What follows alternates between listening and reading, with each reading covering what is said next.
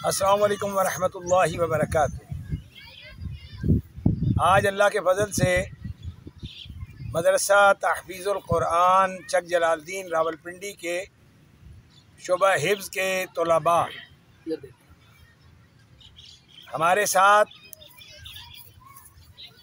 Picnic मना रहे हैं, खेल रहे हैं, कूद रहे हैं, उछल रहे हैं, दौड़ रहे हैं, भाग रहे हैं, कुछ झूले ले रहे हैं और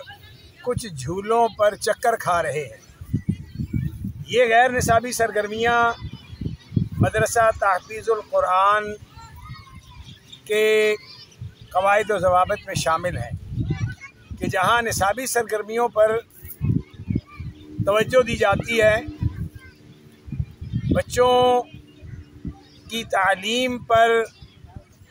खुसूसी तवज्जो, मेहनत और काविश की जाती है,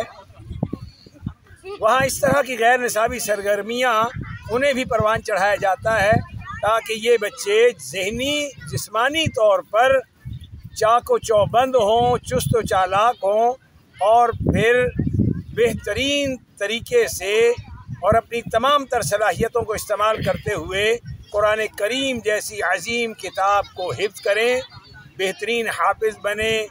बेहतरीन कारी बने और फिर आलिम बनकर दावत तौहीद व सुन्नत में अपना किरदार अदा करें। तमाम दोस्त अहबाब से मैं ये बात कहूँगा कि अपने अजीज़ व अकारिब के नौनिहालों को,